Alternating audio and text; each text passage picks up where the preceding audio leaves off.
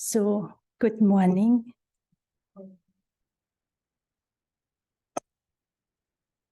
Good morning and welcome. You can hear? Welcome to our Saturday workshop.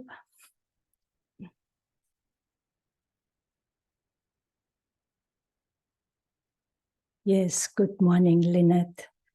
Lynette is on Zoom, and then we have some here at the center. So today's topic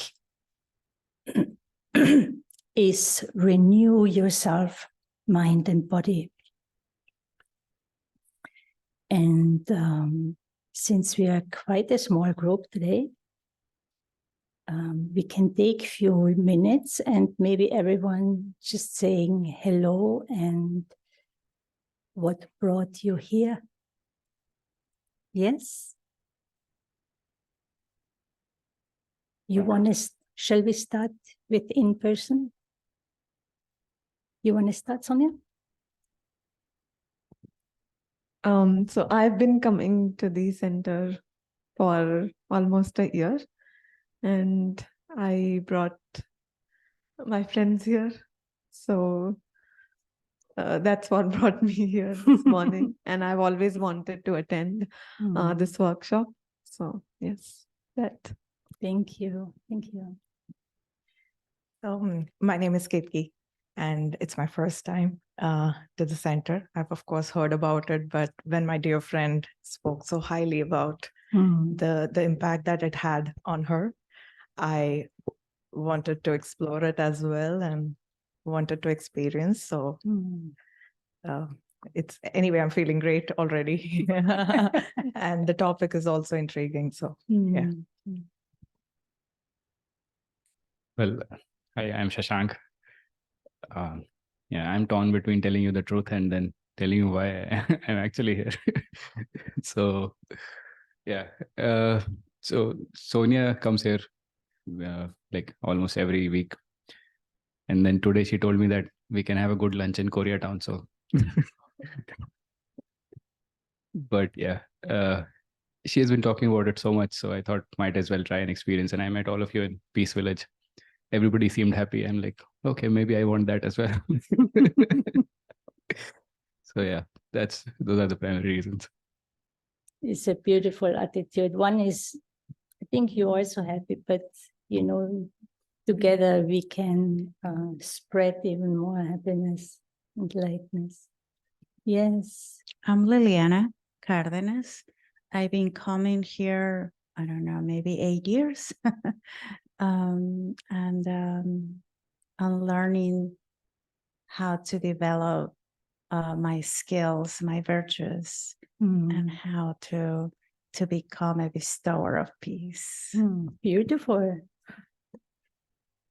We also started a program called the Ambassador of Peace. Just reminded me on that. Yes. Om Shanti. This is Vimal. Most of the people know me. I've been coming here about also 7-8 years. So going to learn today about the renewal of body and mind. So very interesting topic. Thank you. Thank you very much. So those on Zoom, if you would like to just say hello and briefly what brought you here. Lynette actually sent a message. Lynette is saying, good morning. I have been practicing Raj Yoga meditation for 2 years and continues to help me in life's challenges. Okay, very nice. Thank you, Lynette.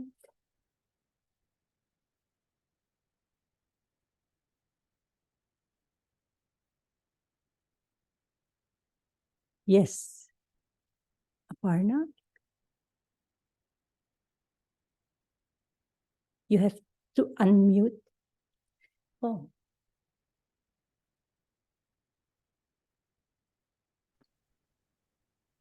Good morning, everyone.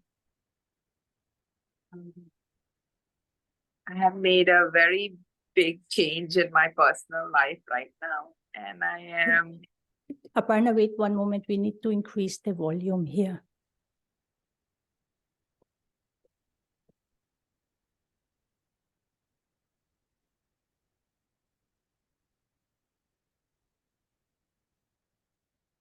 Okay. Hello again. I have made a very big change in my life right now, and I want to be spiritually empowered to approach that newness with the most accurate inner attitude, consciousness. The topic seemed just as though it was just made for me, and I felt like I have to attend it. Thank you. Very nice. Thank you for sharing. Who will go next, Chitrani?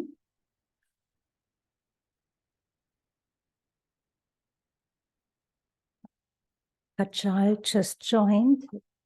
Just inviting everyone to say hello and I am please say Chitran. what brought you. Yes, I'm Chitrani, and I would like to continue on this path. good, good. Thank you.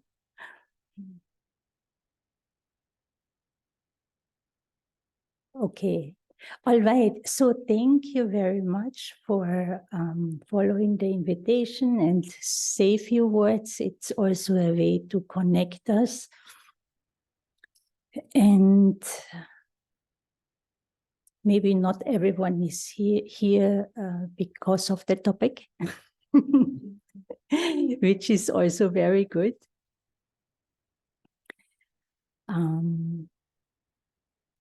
We want to share for this morning. We'll spend a little bit time this morning on looking at that whole concept of mind and body. Of course, one thought that immediately pops into mind, thinking of mind and body, is health, right?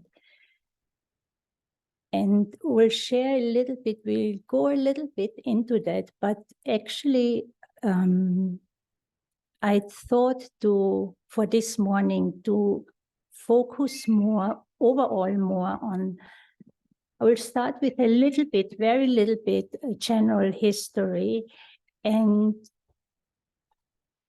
based on a current modern model of looking at mind-body relations, some healing, health supporting practices. Many of you might be already aware of those.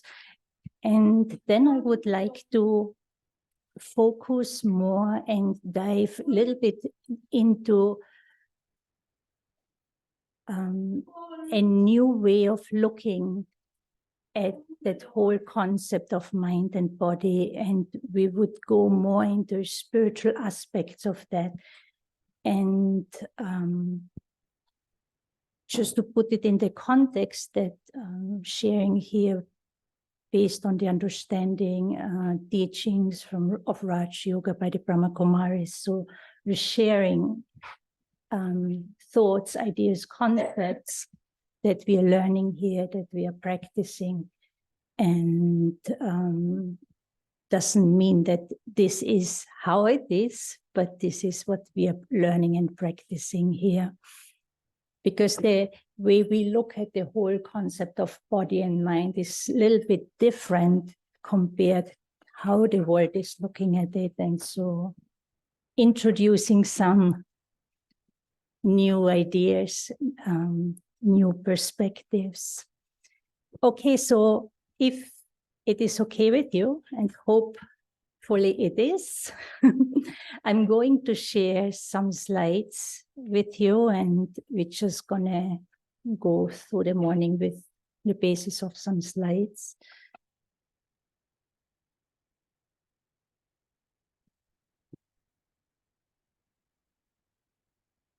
So Claire sent also a message, hello, great to be here with all of you. I'm having some issues with sound, so I will leave and rejoin. Okay. She has not rejoined, wasn't able to rejoin yet. Okay, so I will start to share some slides.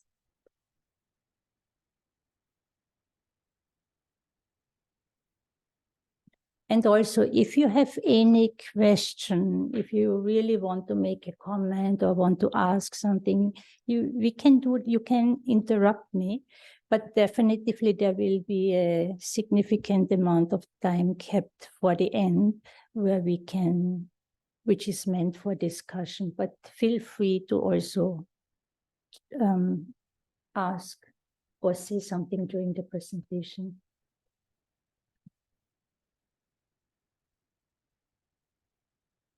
So how does this look on Zoom? You can see the slides, and here I think it's also okay.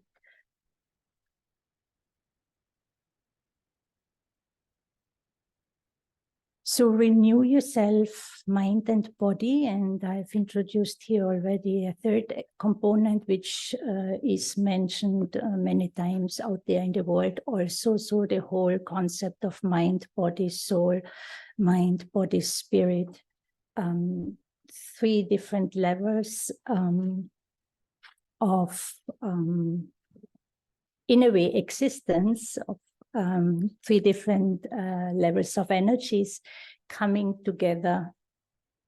And just very briefly, and this is, I took that simply from, these are some, how in very simplified and in general, how the world looks at, for example, the mind nowadays. You say the mind is related to emotions, thoughts, and mental well-being. And the mind is very much understood to be part of the body, more specifically. Hello.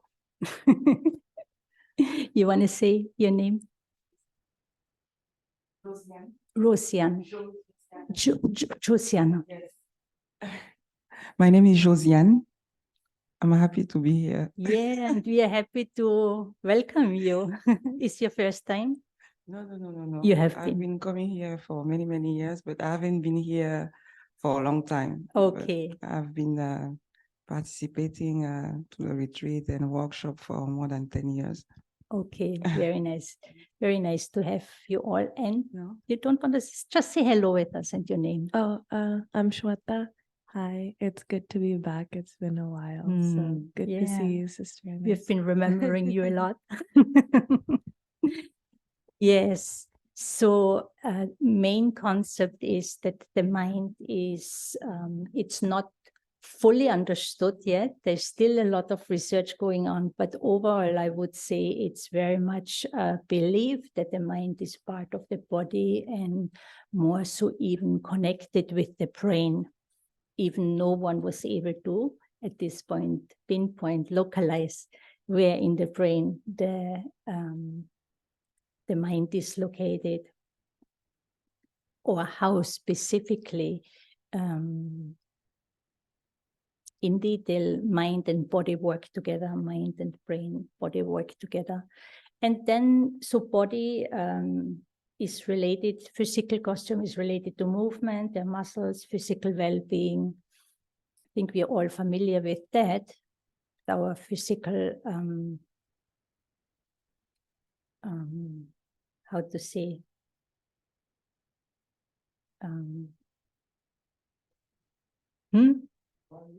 well-being, yeah.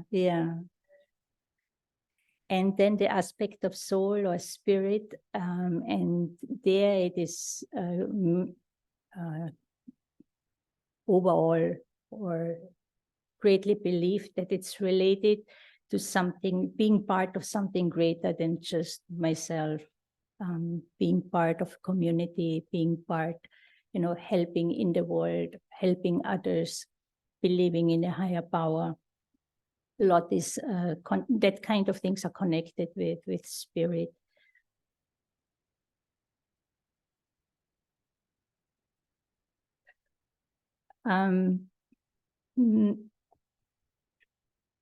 Until some few hundred years ago, humans looked overall at when it comes to health or any kind of issues or especially well-being in a very holistic way. And that's actually, you can also say one way how then eventually East and West started to look at, so the more holistic point of view in relation to well-being is really coming from the East. But then about 300 years ago, approximately, when the modern medicine started to develop in the West, so there also happened a split in looking at and addressing health, whether it was mental health or illnesses in relation to the body. And what happened that in the West, there was a very strong tendency to separate from the mind, to separate the body from feelings, and from the more subtle influences, the influences from the mind on the body. And the body was just looked at, and still up to this point, by many actually looked at as just a machine, unaffected by the subtle aspects of the mind. And so the treatment, medication that has been developed, explored, and it's serving many people throughout the world, is just focusing on symptoms, physical symptoms. And so then maybe beginning of the 20th century, around that approximately, here in the West, again, there was there was then an opening towards a more holistic point of view in relation to health. And it's also a time where more Eastern influences started to come over, move into the Western hemisphere of the world. And so it brought a little bit of a shift in thinking, and maybe nowadays is a little bit of a mixture. But there's overall, I think, more gravitation to a more holistic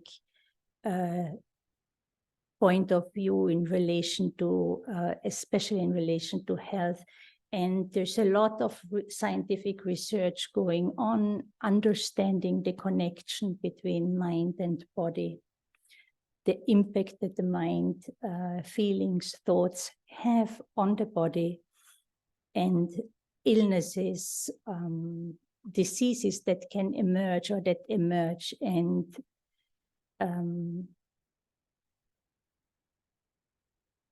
the whole aspect of psychosomatic diseases, where they have demonstrated that there's very much a deep connection between physical illness and your mindset, the faith you're holding, the beliefs you're holding, the way we feel and think. And the mindset, if it's overly anxious, if I'm constantly stressed, versus feeling good, feeling peaceful, being calm, have a balanced life. So the impact on the body is different, and the condition of the body in terms of health is also different. So there's a lot of research also going on nowadays at this level. And so there are more and more studies where they actually prove, so there are studies on people, clinical studies, but also studies in the field of neuroscience, where they start to prove things that they observe clinically also. And there's also a branch called social neuroscience, and they also, they've explored a lot of the impact of yoga, meditation, mindfulness practice on your state of well-being, and the impact that has on our bodies. So I think overall, most of us, we agree that there is a strong connection between the mind, between our thoughts, our mindset, how we overall feel over a longer period of time, and what is going on in and with the physical body, in terms of health and well-being. Is this something also that you can relate to, or what is your point of view at this time? Use the microphone. No. So I suffer with eczema, and I've realized that whenever in the period of life wherein I'm extremely stressful, it flares up much more, right?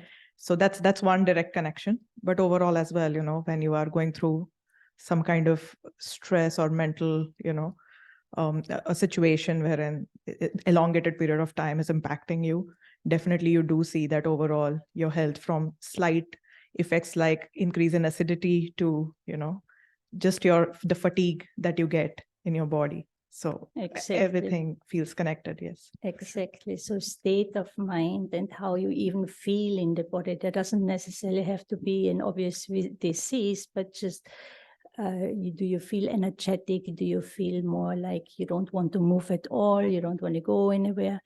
So there's that very deep connection. So on the other hand, when you feel happy, then there's a lot of energy also in the body, and you want to be with people. While if you're not happy, we start to withdraw, and there's a little tiny thing, maybe have a scratch somewhere in the skin, and that can, if I'm in some kind of depressed state or very sad state, then these little things in the body then even can become very big. So even the pain can increase, physical pain can increase based on my state of mind. On the other hand, pain can also diminish based on my mental state of mind. But as I mentioned earlier, there are at this point in time, we could go into a lot of practical examples and medical understanding of what has been shown, what is being shown, and the current understanding of how body and mind work together in terms of, for example, just stress. But I have thought, also because I'm not a medical doctor, I don't really want to today, this morning, not going into that direction, but explore a little bit of a different perspective, look at the whole thing from a different angle, in the context too, that hopefully then will also empower us so that you yourself can use this method. If you resonate to that understanding, use that understanding and certain methods to actually help yourself and also your own body in terms of healing. But to just very briefly to mention the basic things that happen when, for example, there is stress, and any form of stressor can be physically, can be emotionally, mentally. When the body goes into the stress response, that means there's a signal coming to the brain, and what really sets off the somatic reaction in the body is based on hormones. So what hormones are released, which hormones are released at what time, there are so-called good ones, so-called bad ones, cortisol, adrenaline, if that is constantly released in the body, will ultimately lead to physical illnesses. Millions of studies who show that. And on the other hand, and especially that's why also if there's chronic stress for whatever reason, if I constantly experience stress. So that will then, it's kind of slowly but gradually poisoning the body, and different diseases will emerge, and problems, health issues will emerge. And on the other hand, if we feel good, if we are able to manage life, if we are able to manage situations that show up in our lives, people, your own self, and there is that capacity, there is friendliness, there's respect, these qualities are around happiness, joy, then the body, of course, does not go into a stress response, but then there are hormones released, activated and released into the body that are actually beneficial, that support our feeling good. They also have these feeling good hormones. So, and simple exercises, physical activity, and millions of studies showing how these feeling good hormones activated and released simply by going for some walk, right? Doing some physical exercise.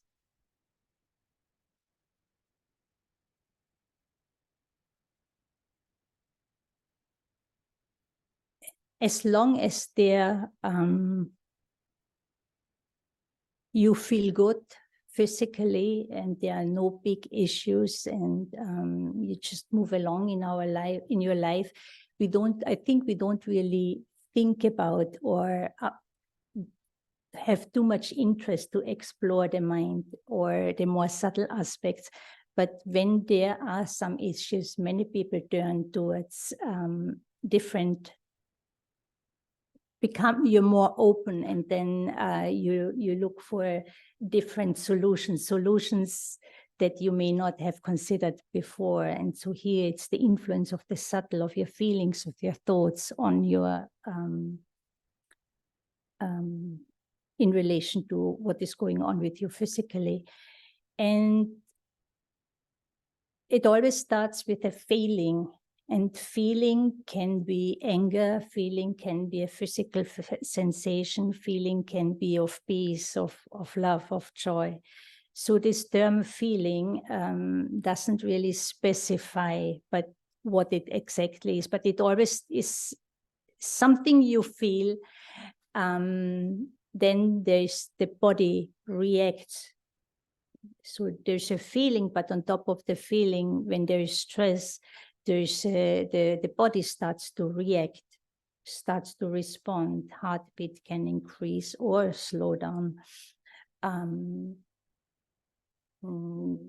The heart rate, the pulse increases, the breath changes, the frequency of the how many breaths we take per minute changes, and there are many more.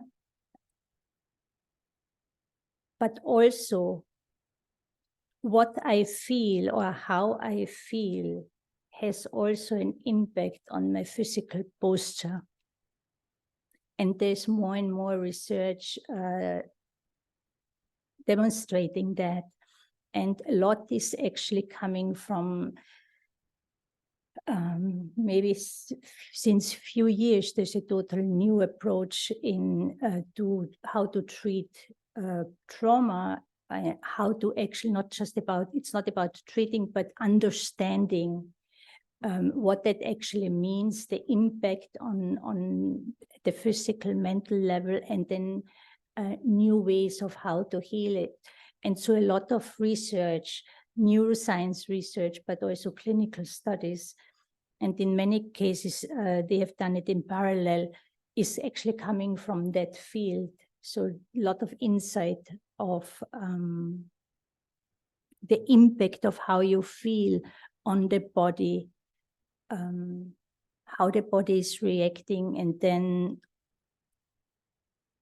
the posture of the body, and then of course, the whole aspect of behavior also is influenced by that. There are certain postures of the body, like for example, even if you just like have a straight back, open your arms. And if you stand on your feet and do that, it's even more impactful. But it just right now, everyone here in the room and also at home, just go into that posture. Like really open up the chest, stretch your arms, take a breath, feel yourself, and open the chest and keep the head straight. And now instantly, like, ask yourself, how do you feel? Confident. What else? Positive. Energetic. Oh, the shoulders are hurting. So yeah, I feel also very like happy. So in this posture, in your mind or even loudly, tell yourself, I feel really horrible. Does it work? No. This is a posture. If physically you open yourself this way, you can say it, I feel horrible, but it doesn't sound real. Yeah. On the other hand, you sit, the back is round, you like bent over, looking down, maybe even. No eye contact. Yeah, exactly. You're just hanging in the chair or on the bench, wherever you're sitting. And now say to yourself, I'm so happy. Yeah, the same thing. So it's a very interesting phenomenon that just the posture of the body is connecting with certain, you can even say state of mind, certain feelings, something that we experience. So we will explore that a little bit more deeply as we go along. This is just a more modern, current way of looking at a more holistic way in terms of health and well-being, the connection between health and well-being. So people connect with the body, this physical body. Then we know about the mind. And then they also talk about spirit. And as indicated here, so if the spirit, if I feel connected to something bigger, it's a very positive aspect. And the impact, the influence of that on the body, it's supporting that whole aspect of self-healing. Body has a great capacity to heal itself, but at the peak of allopathic medicine, this is something that really has been diminished and denied because there was a very, very clear and strict separation between the subtle, the feeling, and the body. When there's a balance between body and mind, you feel good. There's overall well-being. You have a healthy body. It's also connected with lifestyle. You have a balanced lifestyle. It will support physical health, but it has also an impact on the mind. And there's also an overlap between spirit and mind. Then, it increases the capacity to have, when there's a balance between mind and spirit, there's an increase in our capacity to have positive thoughts. And when you see the overlap of all three of them, so that's basically then when we speak of a state of overall well-being. So there needs to be a balance of body, mind, and spirit. So when we look at physical health, there is not only what the doctor can diagnose, but when we look in a more holistic way, what is going on at the mental state, at the more spiritual level, how much are you connected with people? How much are you connected to yourself? The tendency to think positive, the tendency to frequency to think negative. So based on that, and all of that makes up a human being. So that's so in general, overall, a common way of looking and understanding of who we are and how we can increase or diminish well-being at the level of the mind, but also at the level of the body. And then through these newer approaches, and again, there's a lot of influence from the East that's being looked at, ways the body and soul are connected, or body and mind are connected. So positive thoughts and emotions can improve physical health. Engaging in physical activity can boost mental health. It's all connected with the hormone system. Mindfulness practice like meditation can benefit both body and soul. So these are current understandings. And then, of course, accordingly, doctors suggest to also engage in this kind of practices or exercises. And in trauma research, for example, what they have discovered is because whatever trauma, and trauma can happen at different levels, right? Is something happened to you where you just were emotionally overwhelmed, and that's basically how it is defined, a trauma defined. And when we are emotionally overwhelmed, that can be through a physical situation, a fall, or could be emotionally, could be mentally. But when we are emotionally overwhelmed, we don't have the capacity at the emotional level to manage to deal, and that has very severe consequences, and that induces a constant stress response in the body, because the mind the neurons in the mind get connected in such a way that the brain is telling the body constantly that there is danger, even though there is no danger.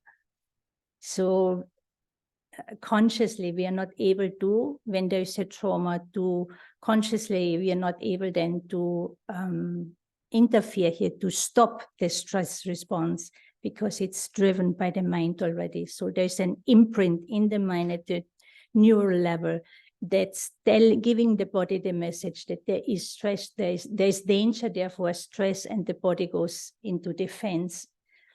And so there are all these reactions then, and we're not going to go into the behavior, but of course that also drives behavior patterns very, very strongly.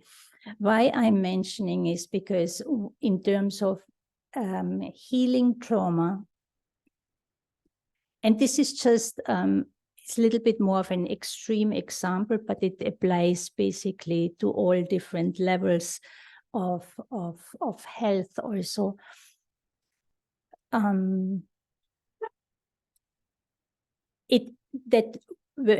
Whatever happened in that time in our lives, whether it happened one time or it happened multiple times chronically in our lives, as a consequence, we get disconnected from the self. We get disconnected from the body, which is an automatic defense mechanism when you are overwhelmed in your feelings, in your emotions. You can't take it, you can't handle it. So one defense mechanism is that you just dissociate from the body, you separate in an unhealthy way. And what happens is that there's that fear-driven separation, which means that there's incredible fear of feeling what I felt at that time, because I can't handle it. So even when you when it gets reactivated again, there is that fear that's not allowing you to feel it because it's still overwhelming. And so they are now using the body because you can interfere in your in the central nervous system. You can consciously activate the sympathetic nervous system through your thoughts. And I can create, like, for example, consciously, I can start to relax the body to some degrees, relax the muscles, release tensions. Yoga exercises, mindful practices, they have beautiful studies. They're very new, very powerful results where they show that through that conscious relaxation exercises of the body, you are also increasing your capacity to feel, along with some special guidance by a psychologist or so. So the more we are able to connect to the feelings and be able to name them, and the more we are able to feel. So what will also come into mind is the story, what happened, right? But that's where we are then at the conscious level now able to reframe, rephrase, reframe that past event, because I'm learning to look at what has happened with a different perspective. So that's connected to the neuroplasticity of the brain, which is also a very new finding. And scientists still amazed, because for a long time, it was always believed brain cannot change.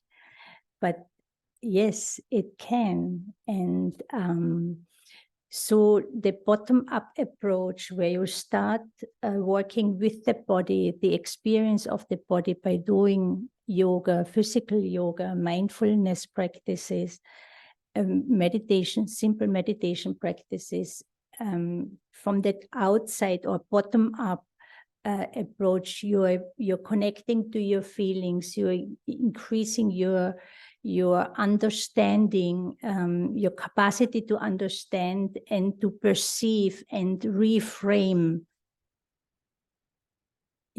Change of perspective, all of that can happen at the logical level, right? Because a child perceives differently compared to an adult. And even as an adult, there are different ways of perceiving certain. Based on my history, I will always perceive something in a negative way, while someone else, the same situation, is no problem. So that adjustment of how we perceive can be changed, influenced at the logic level, but along with that, and of course, when I say change of perspective, I'm meaning of choosing a perspective that is of more benefit, that is healthy, that helps me to restore well-being. And that can only happen when the experience is there, when the feelings are there. And this way, then even the brain can change, and the feeling starts with experience in the body. So I don't know, is that do you a little bit get an idea about that? So that's why also, for example, in order to, when we experience stress or so, that, doctors might even recommend that you do some meditation practices or do some yoga, along with learning to think differently, perceiving the situation differently. And that is very much connected to positive thinking, right?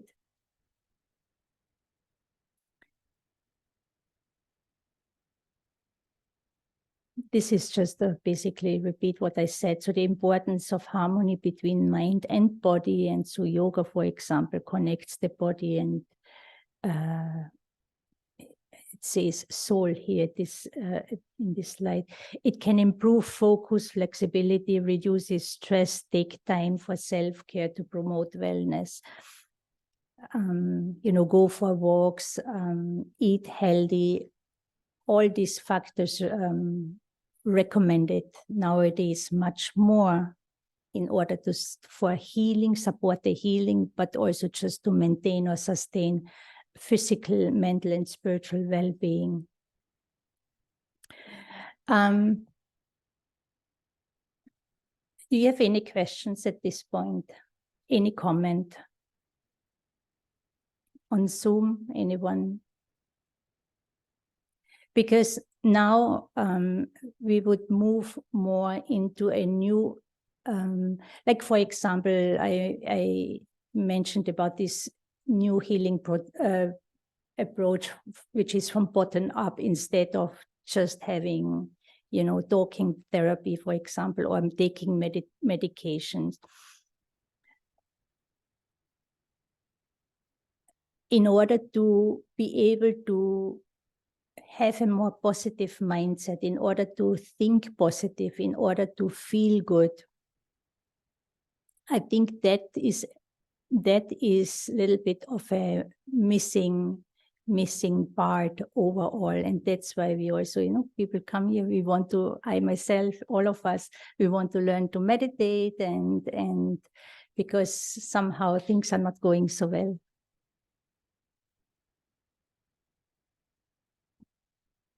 I think most of us look for like a miracle, like an instant healing process. But I,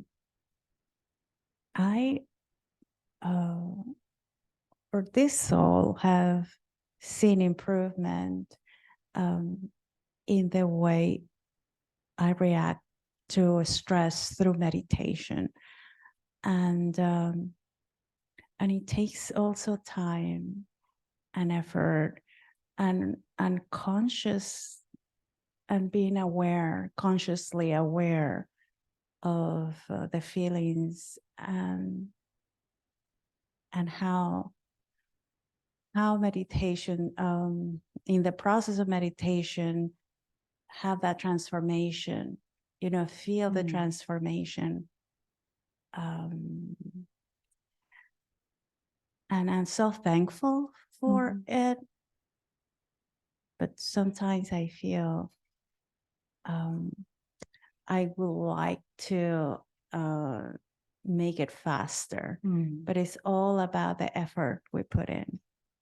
Yeah, that's a very, very, thank you for sharing. It's very true. Like also, for example, that attitude, and we all have it to different degrees, the attitude of it has to happen now, or, that thing about a miracle, like instant and without effort, like I want to have the best and I want to have it now. And so it's an attitude that has developed in the West, especially with all the, physical, how to say, everything is available and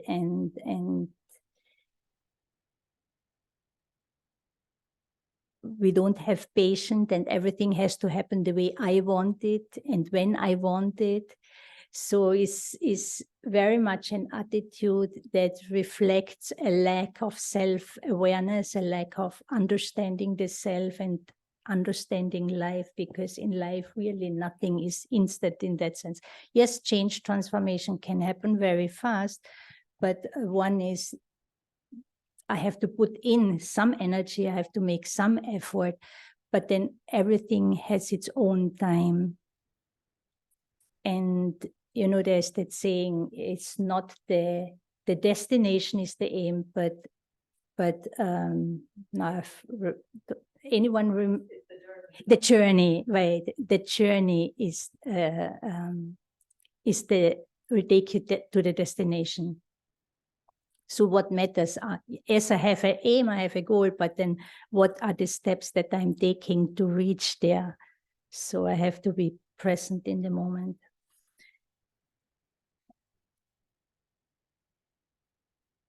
And of course, that impatience is reflected with my own self, and there's a lack of compassion, lack of love for my own self, and then it's reflected in our relationships with others and in our lifestyle, in our way of living.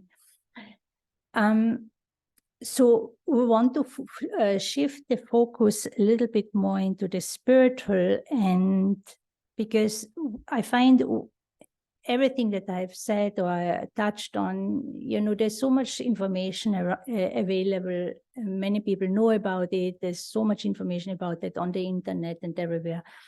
But what we really need to become good at, what all of us need, is to understand, how to be positive. What's the source of my positivity? Because many times you're in a situation, you want to be positive, but what is positive in this situation? So, and physically nowadays in our lives, in the world, and even in our lives, so many things show up where you just wonder, how is this possible, and how can I stay positive with all these things that happen? As we now diving a little bit more into the spiritual dimension, this is where I hope we will get a little bit of an inspiration and new way of looking at.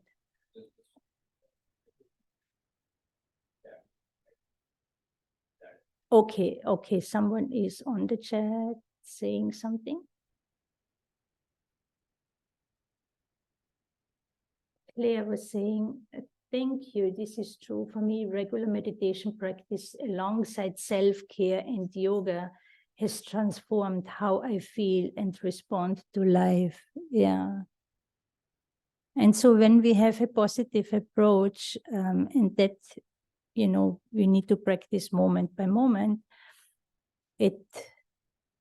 body will also feel good. But then on the other hand, if something emerges physically, there is a disease, now how do I handle that? If I get a sudden diagnosis about something I did not ever think, how we gonna deal with that? And I think the spiritual perspective that I'm gonna share with you now is gonna be very useful for that. And as indicated, it's not necessarily how the world thinks about that at this point in time. So it's a little bit of a new idea, a new concept. So definition of body and soul. So one is that I'm going to use the word soul or spirit more instead of mind. And so there's a body, there's a soul. The body is the physical vessel that houses the soul, which is the essence of who we are. So both need to be nurtured for optimal health and well-being. So from the spiritual perspective, there's a lot of emphasis on the soul. And there's that understanding that the soul and the subtlety that goes with that, with the soul and the physical, both need to be nurtured, both need to be nourished, because they are interlinked. They are not necessarily the same, but there's a very, very deep connection. And to lift the secret at this point is why I'm using more the word soul, because actually the way we understand is that the mind, which is incredibly powerful, the mind is incredibly powerful, is actually part of the spirit, part of the soul, versus the worldly view, which considers the mind to be part of the brain. So this is a big difference. And I'm going to explain you why this why this matters. I mean, you will see for yourself. And this is just something I want to share with you. You have to experiment for yourself and see how much you resonate with that and how much true is that for you.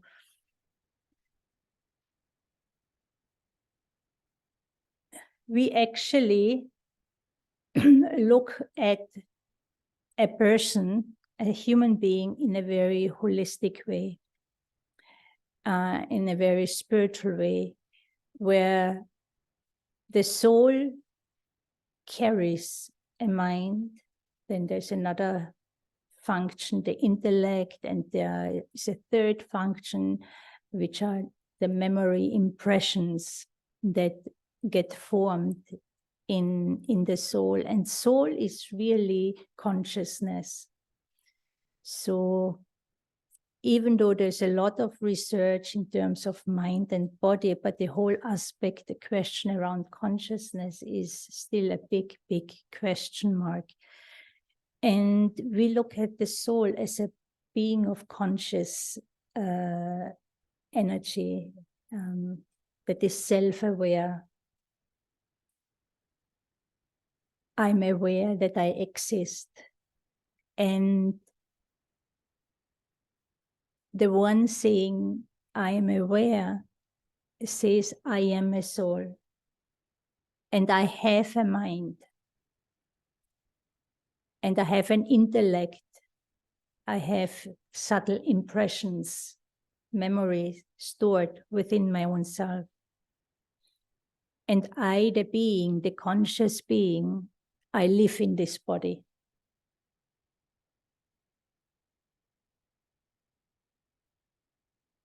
So there are two distinct entities. One is the spiritual, the soul, and the other one is the body, the physical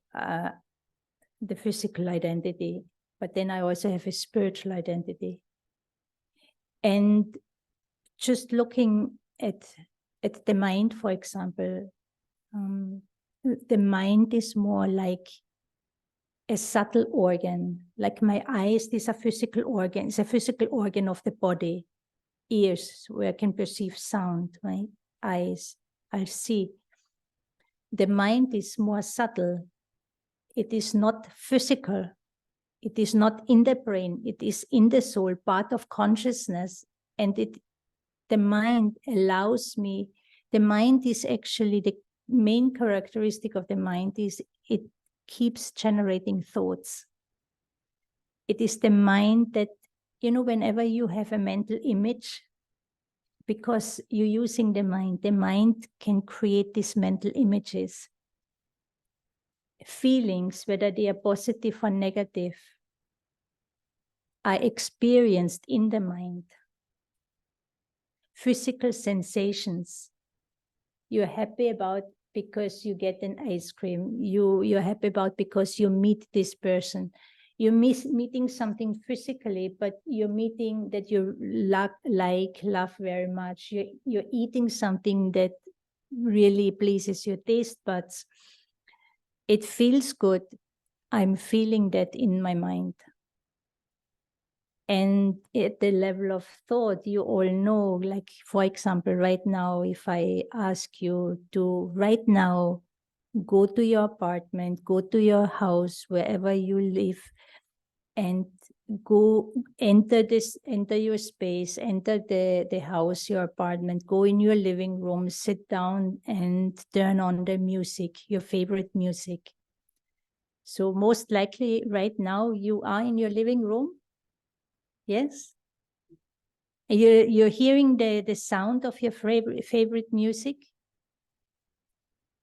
So it's an ability of the mind to transcend time and space.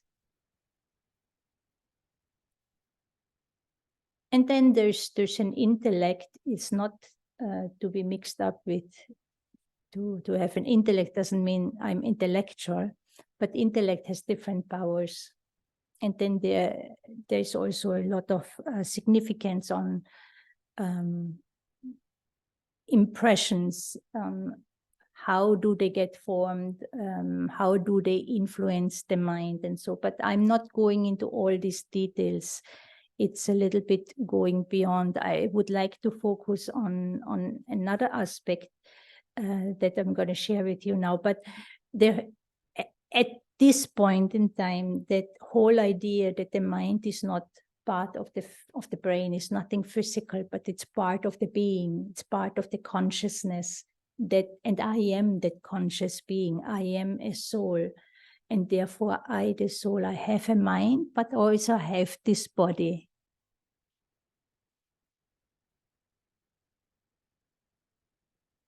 The brain in this case so the brain is a physical organ of the body, and through the brain the body is operated. So in the brain is like the brain is like a commander center, and in the brain, according to the thoughts or feelings, the signals that come, certain glands will be activated, certain hormones will be released, and so there is well-being or less well-being in the body. But the signal that triggers the stress response in the body, or a feeling of happiness in the body, is actually coming from the soul, is coming from the conscious, from the conscious being, is nothing. I see something, whether I like it or not, but whatever I see, whatever I associate with that, it will trigger certain thoughts in my soul, and accordingly, that signal in the mind will be then translated into a pleasant or negative, not so pleasant experience. So there's a somatic reaction. The body reacts according to the hormones. But what hormones are stimulated or released depends on how I perceive, through my eyes, through my ears, through touch. And that is part of consciousness. And so I, the soul, I use this body through the mind and then through the brain. So the mind is like it is subtle, but it's through the mind that I connect with the physical. And whatever I experience at the physical dimension is, I'm not experiencing it. I feel it in the body. The experience is felt in the body, but it actually happens in my own mind. But there's such a close connection that the mind has the ability to feel, right? Independent of the signal coming from the eyes, coming from sound, coming from touch, coming from taste. There's a physical aspect to it, but actually the experience of it happens at the level of consciousness in the mind. Why I'm mentioning all of, okay, this is before that. So what happens in the mind? Yes.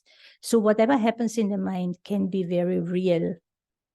Someone who, but we need to learn how to talk to our minds, tame our minds, because someone who suffers from anxiety is under the influence of fear. So I will have thoughts that create something that hasn't happened yet. But I'm creating this something, the outcome or an experience, which is very negative, maybe even harmful. I'm creating that in my mind, and it is as if it is real, not realizing and understanding that it has become a reality because I've been thinking in this way. We'll come back probably to that slide. So here is actually the message that I would like to bring across today.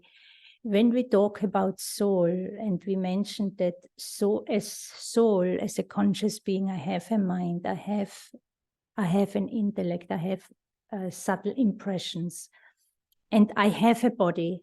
Not I am the body, I am the soul, the conscious being, and I have a body. When it comes to our spiritual identity, whenever I say I am, our spiritual identity is utmost positive. That's where actually peace, love, happiness, the truth, our real power lies. And so if I can understand and accept and embrace the idea that my ultimate identity is actually of goodness, doesn't matter what happened to me in life, doesn't matter how I think about myself, doesn't matter of how I feel about myself, how I think about myself. At this point in time, it's basically all through conditioning and ignorance. But if I have courage enough and I experiment with that idea, so we all have, so experiment with that idea to look at my spiritual identity, then it comes to I, the soul, I am peace, I am love. Versus in comparison to the spiritual identity, there's also a physical identity that we all have. You know, the body has a name, body has a certain posture, you dress the body has the skin has a certain color, connected where we grow up. There's culture, the influence of culture, religion. You call yourself a Buddhist, an atheist, a Catholic, Christian, whatever. You call yourself rich, poor. Then there's gender, educated, not educated. All of that is connected to the body.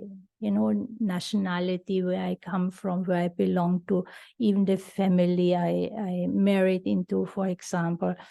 So gender is a big one,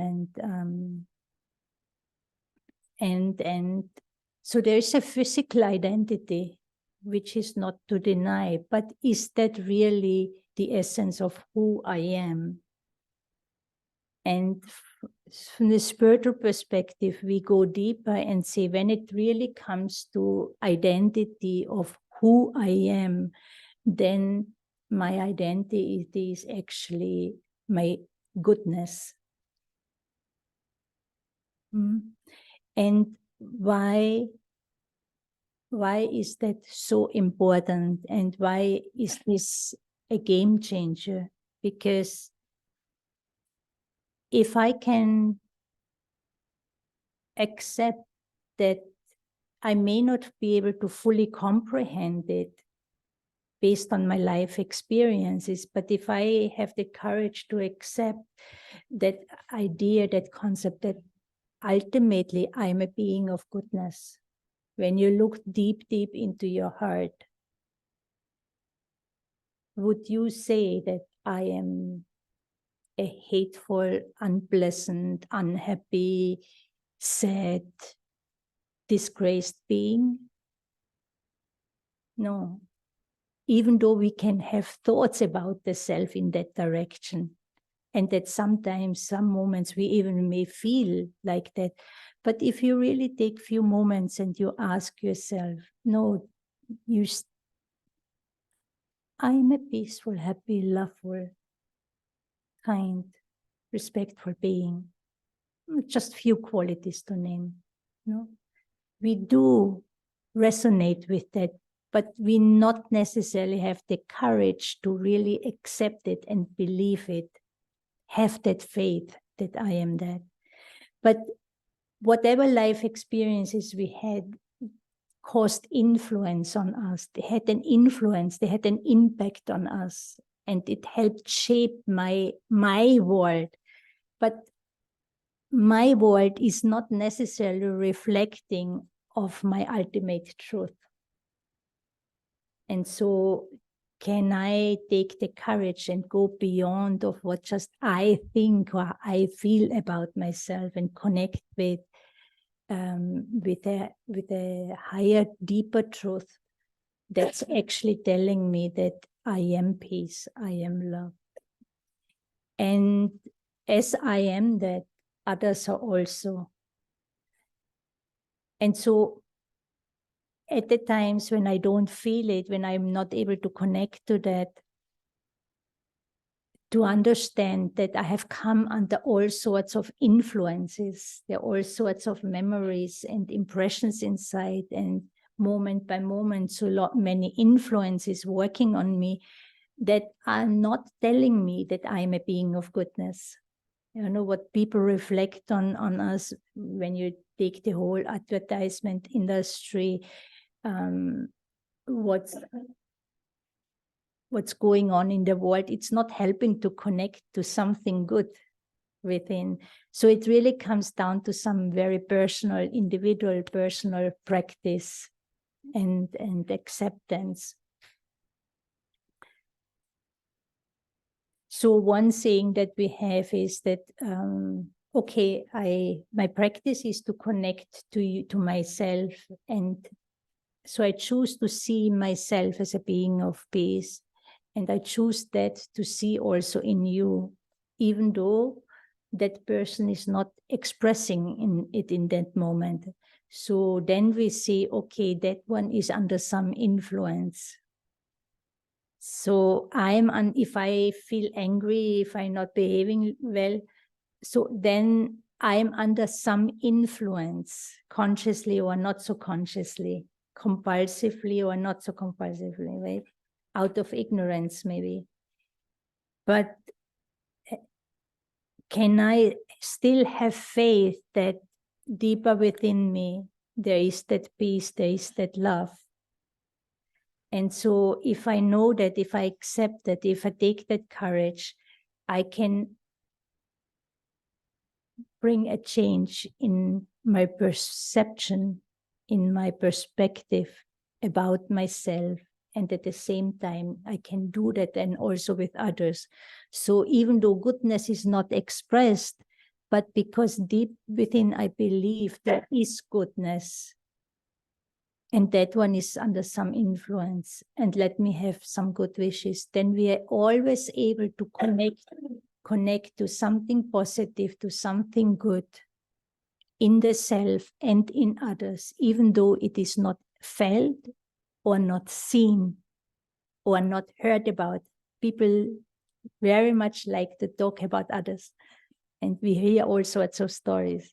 But whatever stories we hear, can I still have the faith that one has also some goodness, but is weak, is uninfluenced, or maybe the story is not even true. That's a whole other thing. But if I can see myself as a source of peace, love, happiness, purity, cleanliness, respect, compassion, then there will be compassion, mercy, patience. And we have the ability to think, the ability to feel. So any feeling can get triggered anytime, but it doesn't necessarily reflect of who I am. But again, it's something that happens in the mind. It's an experience in the mind that I have, and it's telling me certain things about myself or about someone, which is not so good. But I have to understand that these kind of feelings can get triggered through anything. It doesn't necessarily, any sense perception can trigger any feeling. And so that's where my willpower now comes into play. I have a choice to either hold on to how I feel right now, the mood I'm in right now, or I have the choice to rise above, to reconnect to the essence of who I am, and have some pure, positive, elevated thoughts about myself, and change that mood into something more pleasant. So I don't have to hold on, cling on to, and stay with what I just feel. So if I am a soul, I am that goodness, and I have a mind that has the ability to think, to feel. But not everything that the mind feels and thinks and experiences serves me. So do I then believe, oh, I deserve this pain, I deserve, or this happened because A, B, C, D, and I have to suffer, I have to be in pain, I have to be grumpy, I have to be like that, because that's who I am, or I blame someone. It puts us into big trouble. So here is where I have a choice, and if I have that faith that I am a being of goodness, no matter what, I'm able to transform gradually my belief about myself, about someone. And also, if that whole thing, idea that I am a being of goodness and I have this body, my relationship to the physical body will change. I am fine, but there's an illness, a disease in the body, so less fear, because I, the being, what is happening with the body is not happening to me. Yes, I feel the pain, but I can learn to tolerate it. But I must not worry about it. Instead of send some healing vibrations to the body. They go to the doctor, take the medicine that is needed, whatever it is required. But the body has also great healing, self-healing capacity. So if I don't worry, if I don't interfere with my negative thoughts all the time in what is going on in the body, then I'm giving space to the biological matter to heal itself, along with, physically, like I said, if there's something, a diagnosis or whatever, you need treatment, but then also make use of the self-healing capacity and use the peace that you have within you to create peaceful vibrations and healing, an environment of support, of healing for the body also.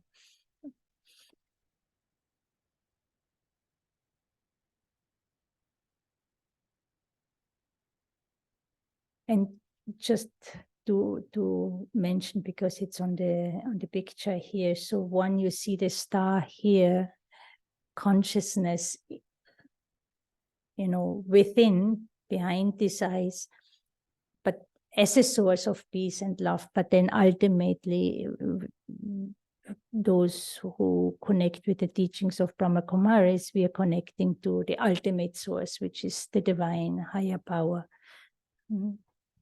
Ocean of bliss, ocean of love, ocean of truth, ocean of peace.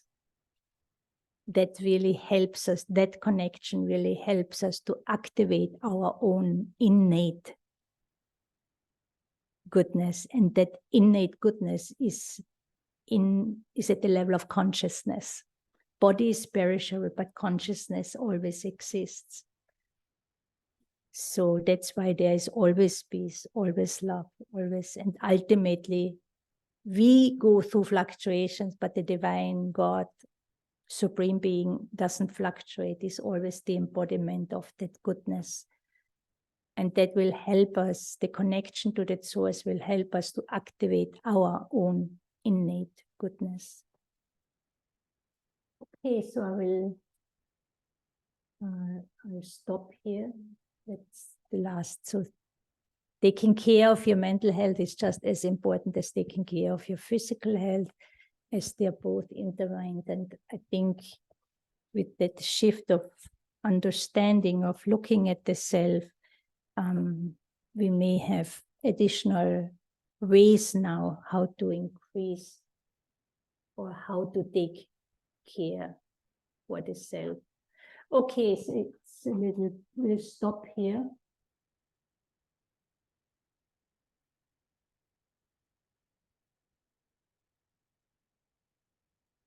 And I'll hand over to you.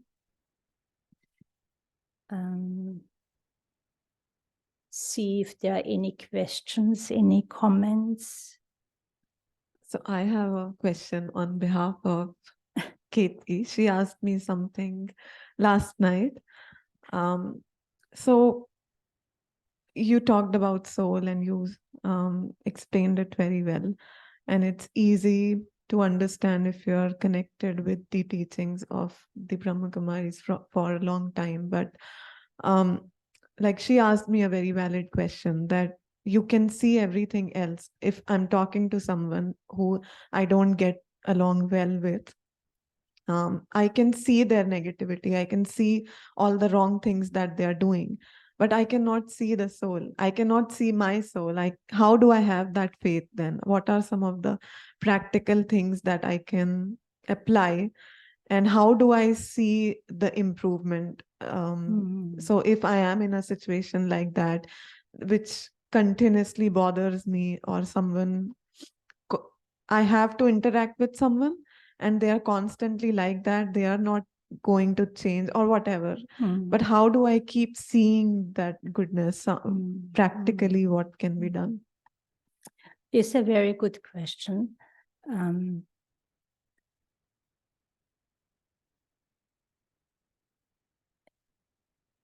You know, when we talk about consciousness, one main reason why it has not been, why there is still so much unclarity around that whole area, is because you can't see it, because you can't measure it. Thoughts, feelings, attitudes, intentions, perception is real, right? But it's non-physical. We are extremely accustomed and conditioned to only think and feel and experience based on physical sense perception. Mainly the eyes are very powerful. I see something, someone, and instantly I have thoughts. I feel something and instantly I start to think in a certain way. Whatever your mind, what you associate with certain sensations, certain feelings, that belief becomes aware, becomes awake. And then you start to have more thoughts, and we can end up in a spin. And then we need to see a psychologist. So when we talk about spirituality, spiritual teaching is very much connected with helping us to understand that there is another dimension exists compared to just what I can measure, what I can see, feel, hear. You understand? If I come to understand it, so the thoughts that I'm having, you know, like mathematicians, for example, they have the capacity to think in a very abstract way. Their thoughts, ideas, and concepts are really not physically, right? So, but as a mathematician, doesn't mean I have self-awareness. I know about formulas and whatever concepts and ideas go with that field, but it doesn't teach me about life. Now, when you think of soul, then I'm having thoughts about myself that are not so tangible, that are not physical, and therefore not visible with this eye. But the more I learn about it, we also come to know about the third eye. The more I learn about spirituality, what is subtle, what is not so tangible, thoughts, feelings, but they do exist. And the more I connect to my own inner subtle world, we all have a sixth sense through which we can perceive attitudes, for example. Now, one is a matter of understanding that there's a physical and there's a subtle dimension. But actually the subtle is driving the physical. Everything originates in the unseen, in the spiritual, and drives the physical. So it's an understanding and then the practice. So how I can change my vision is practicing to have a spiritual awareness, being aware about the subtle while I see certain things happening at the physical. Where is this bad or harmful negative behavior coming from? From that person, yes, but negative behavior is not natural to us.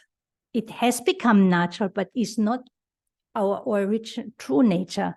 Our true nature is to be peaceful. So how come this one is acting now in this way? Oh, this one is also a soul, is also peaceful soul, but is under some influence. What the thoughts and feelings about the self, the belief about the self must be very negative or not exist at all, must be very disconnected from the true self in order to be able to behave like this. You understand what I'm trying to say? So to bring a change in my perspective is not by using these physical eyes. But the more I understand and practice that I am a soul, a being of goodness, then this is my awareness. I'm using this body, I'm acting through this body. So I'm connected to my goodness, even though I perform actions, I do everything, I'm interacting. And I can look in the same way at the other one too. So the more I'm able to, it's like an inner, a subtle acrobatic. And the more I'm able to connect to this latent, innate goodness that is not necessarily displayed, but the more I think about it and connect with it and uphold that awareness, the more I will be able to see it. I will be able to bring it out in my own actions, but I'm able to see the other one more and more like that. It's like if you keep thinking in a certain way over a long period of time, this is what will become a reality.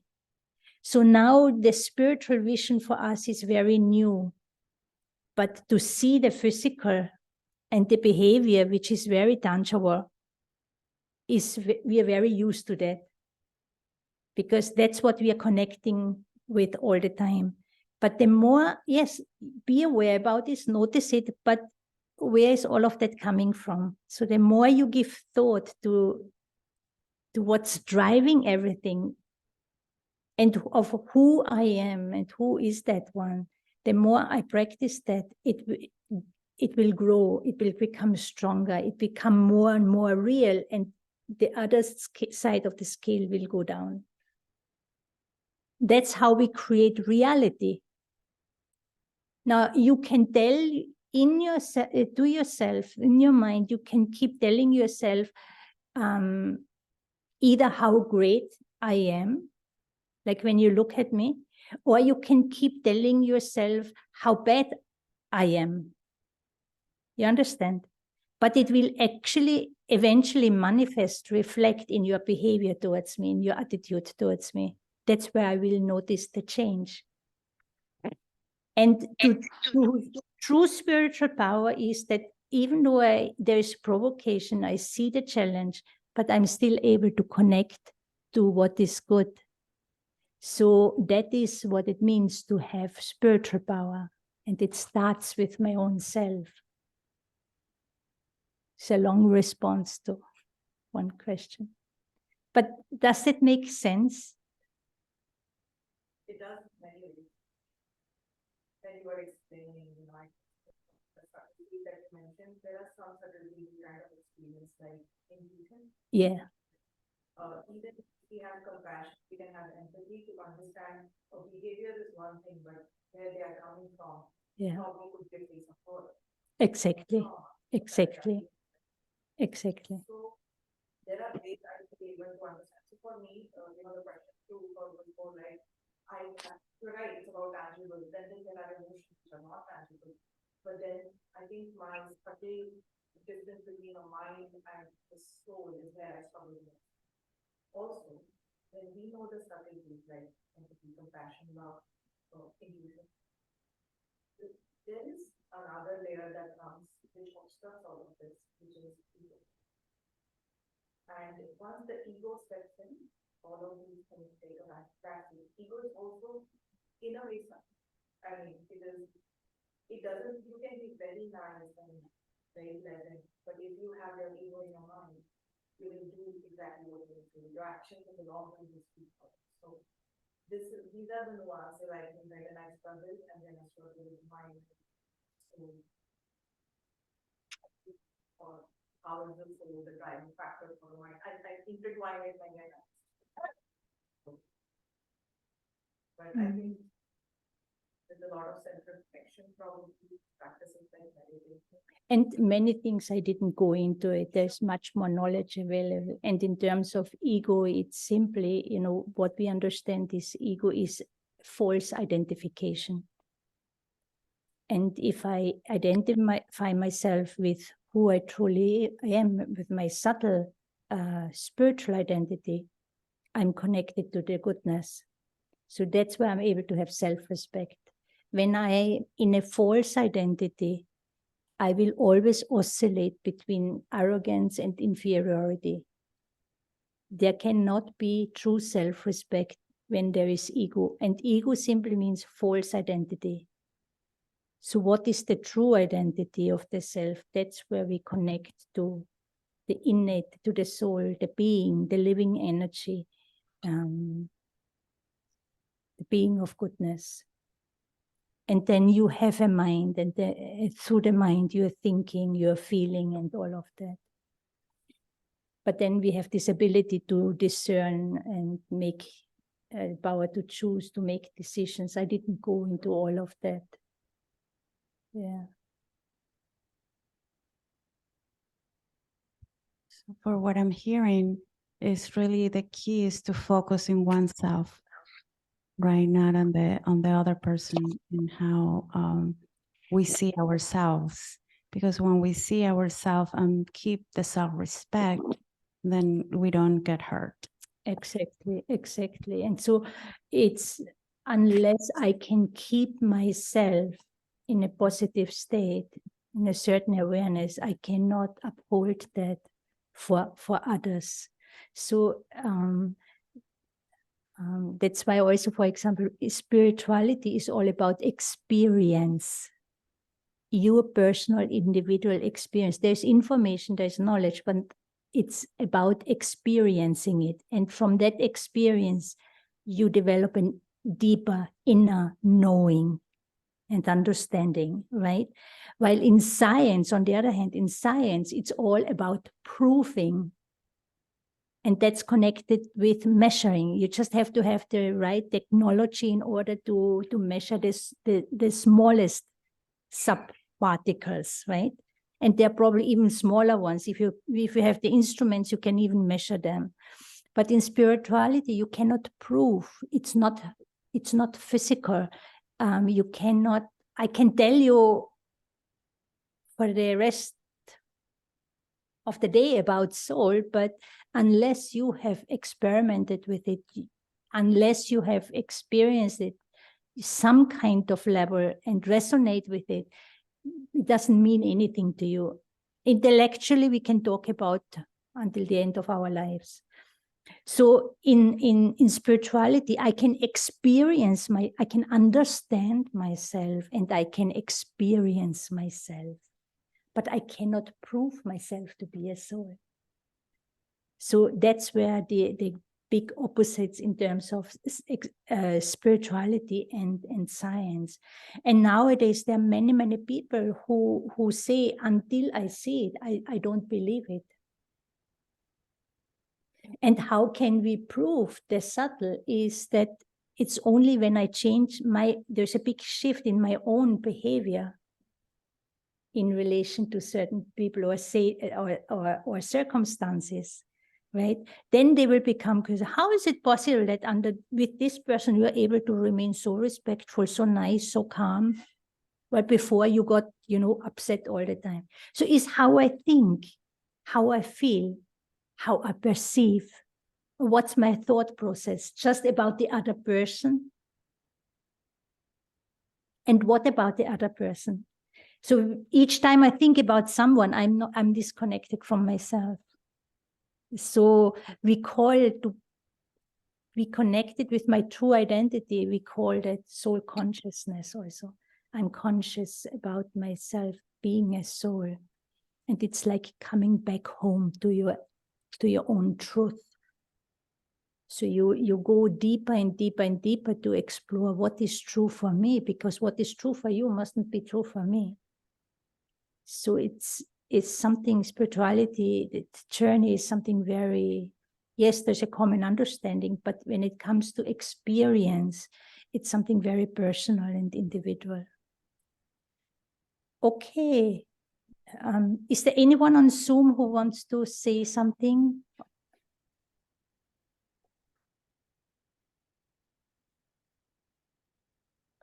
Yeah. Yeah, I was thinking, doesn't it come back to control, the power of controlling your own self, because you cannot control the other person, and more important, the detachment. Be detached to, you cannot, because you cannot control the other person behavior, you have to detach yourself from whatever they're doing, however they make you feel, and focused on how you can accept the situation and feel better about it and move along. Because from my experience, even when you think about someone from a soul consciousness perspective, there are people you cannot change. So Right. yeah, you cannot change, and they will always behave like that. But then, like you said, your experience colored your thoughts colored your experience differently. So you will see or feel the situation in a different way, because you're focusing on yourself. Exactly. You're So, detaching from this. exactly. Is very important. Is that whole understanding that we cannot change anyone, but what I can change is myself. And when it comes to changing the self, what is it that I'm changing?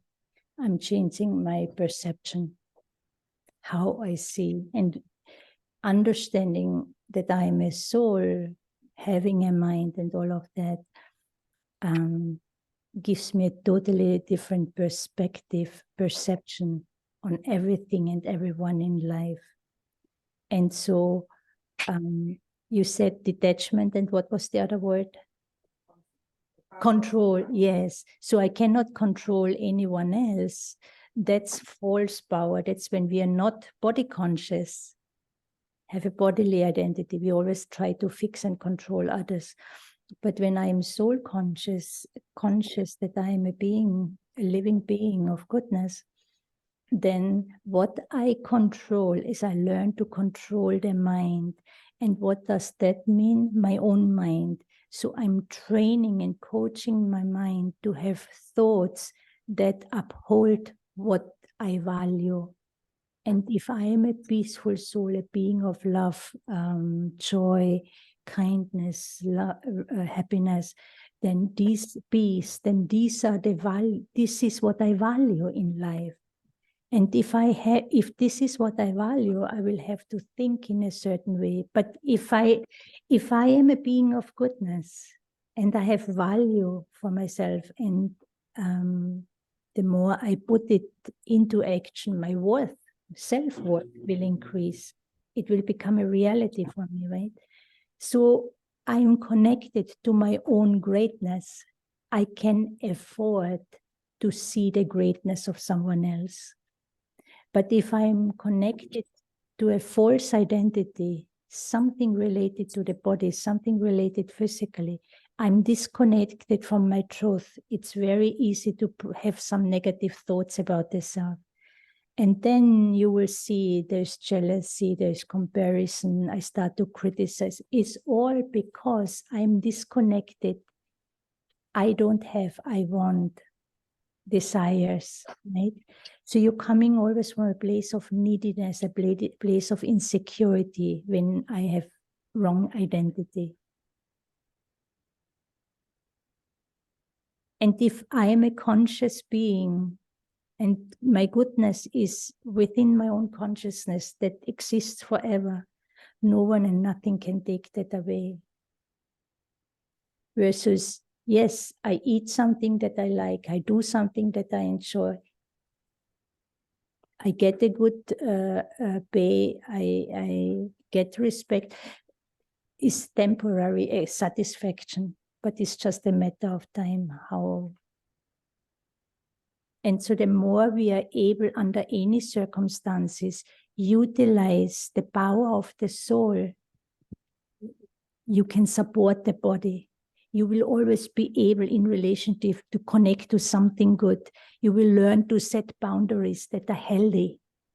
You will learn to accept instead of reject. You will learn to look at your own attitudes and the energies you give out instead of constantly getting overly worked out about what others are doing wrong. But yes, they may carry hurt inside, but what is it that I contribute to?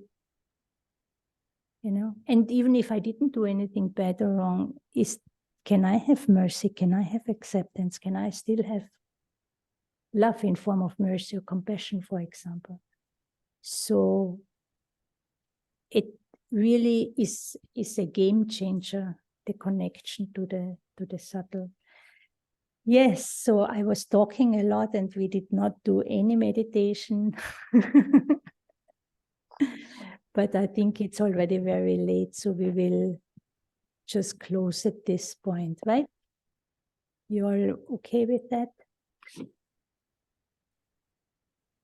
Let's take a moment of just to bring a closure to it. Just connect back to yourself. You're aware about the body, the support of the chair for the body you sit on, the surrounding. And then just go or look deeper within and connect with your subtle dimension, your thoughts, your feelings. There's nothing to do, just observe, just see what is there. You do this in a very gentle manner. Be the observer. And then, with my love, my generosity, I internally embrace myself. Can even be my physical image, but definitively anything that is happening in the mind, anything that I'm feeling, thinking, there's complete acceptance. There's nothing I need to change. There's nothing I need to do. There's just this unlimited generosity of acceptance. I accept myself as I am right now, with all the goods and bads within and outside.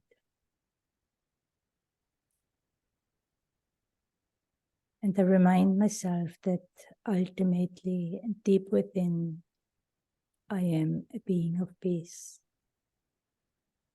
I am a peaceful soul.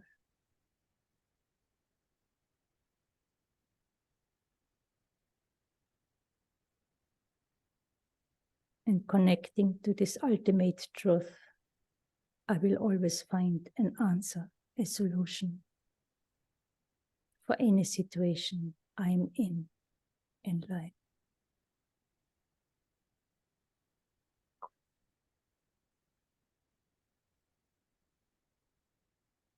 and definitively utilizing the power of peace, the light of peace, I'm able to bring benefit to the physical, to the body, support the well-being of myself.